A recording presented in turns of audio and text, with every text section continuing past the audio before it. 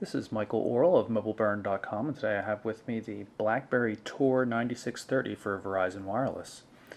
This is the latest in the BlackBerry family of smartphones. It has a very BlackBerry Bold-like style to it, but it's a smaller form factor, more like that of the Curve 8900. If you take a look at it, you can see that the keyboard's very much like the keys on the Bold. They butt up against each other directly, and they have the little beveled corners. Key feel in general is quite nice. It's very easy to type quickly on the device, even though the keyboard is a little bit smaller. The display on the Tour is just a little bit over half VGA in resolution. It's 480 by 340.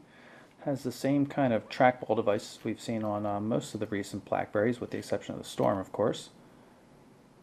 Menu key, dedicated back key, call end, call send. On the left-hand edge, we have a user-configurable shortcut key, defaults to voice dialing, speaker grill here. On the right edge of the device, we have a micro USB port for data and charging.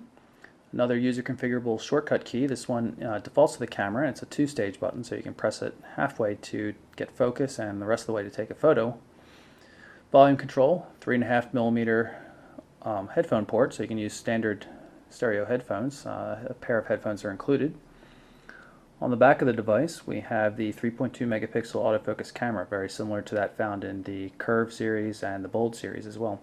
Textured back cover. It's not nearly as rich looking as the faux leather on the Bold, but it is a nice step up from the Curve. The 8900 had a very loose fitting back panel, just made the whole device feel cheap, even though otherwise it was quite nice. If we pop the rear cover off, you can see that there's a SIM card in this, because the device not only supports Verizon's Rev A EVDO network, but it also has quad-band GSM Edge and 2100 MHz 3G connectivity for use in Europe and other parts of the world. A 2 gig micro SD card slot is included in the package. The battery does not have to be removed in order to install it or swap it out, although the rear cover obviously does. Up on the top of the device, you see we have a lock button and a mute button built into the curved plastic casing of the front of the device. Is quite nice looking. Nothing to see too much on the bottom of the device except for the microphone hole. Overall, a nice package, good hardware design, good keyboard. Trackball is a little small, but works pretty well in general. Feels a lot more solidly built than the Curve 8900 as well, which is a plus. The Tour from Verizon comes with this case included in the package. Has a magnetic latch on it, and the magnet also serves to automatically deactivate the device. You'll see it turn on as soon as I remove it from the case, and that's due to the magnet, which is located right here. Slide it in and it automatically turns off, so no missed button presses or anything like that. Normal looking belt clip, kind of bulky looking, but not bad for being included.